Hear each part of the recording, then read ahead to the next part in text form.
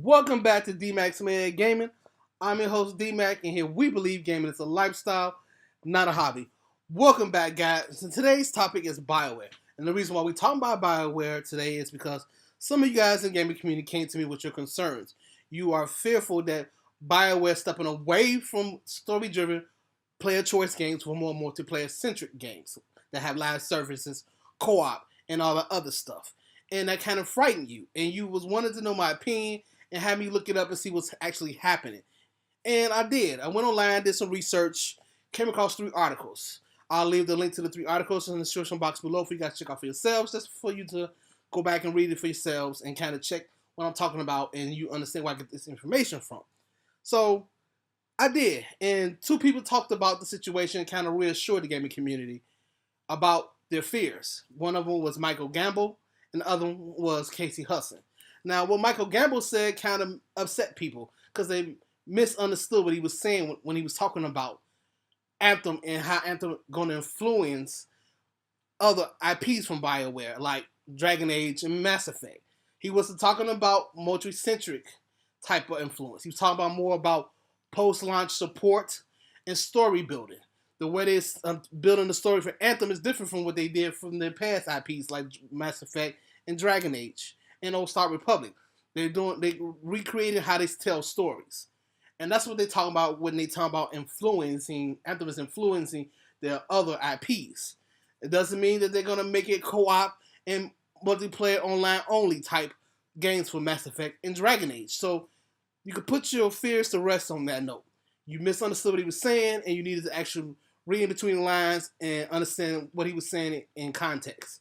And then you understand that he wasn't talking about having more of a multiplayer centric for Dragon Age and Mass Effect. Even though it was a vague statement, people can misunderstand that for him supporting how Anthem is and want all their IPs to do the same. And I understand your fears on that, but that's not the case. So Casey Hudson had to come in and put out the fire. And he stated on Twitter, he said that Anthem is a unique IP. What they're doing for Anthem is unique. It's not what they're going to do with the other IPs.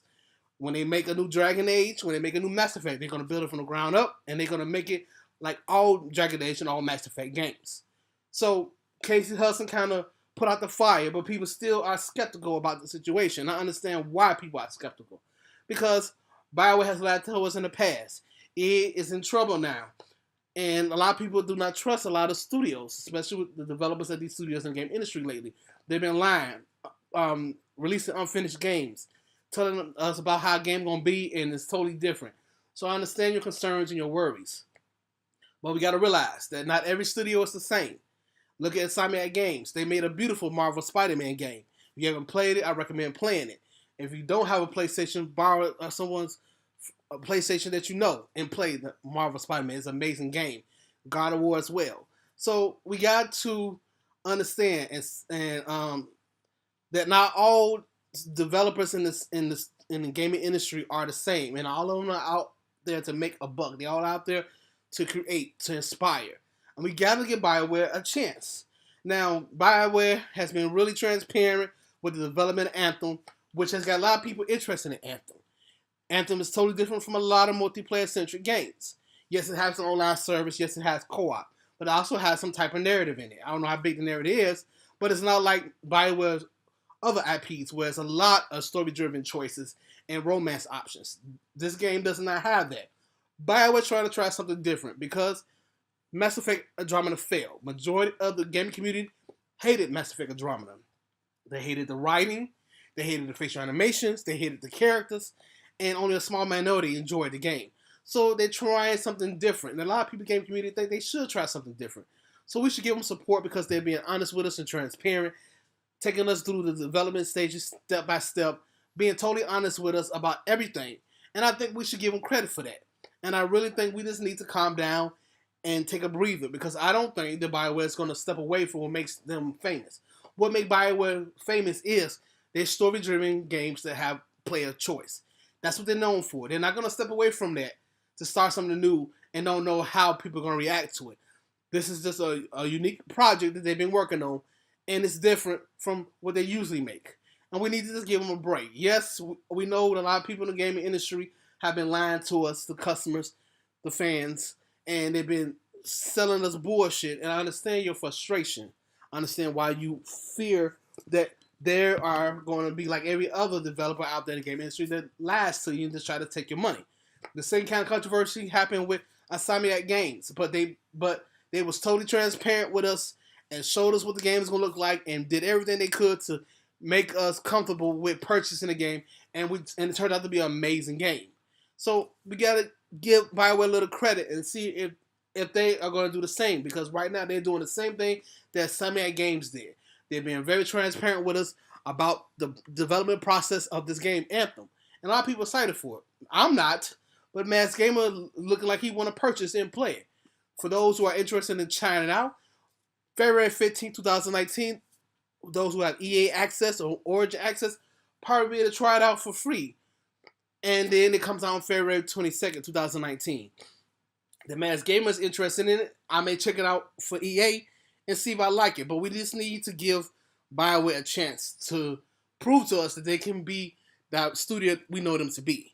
They're not stepping away from story-driven games with player choice. That's what made them a lot of money.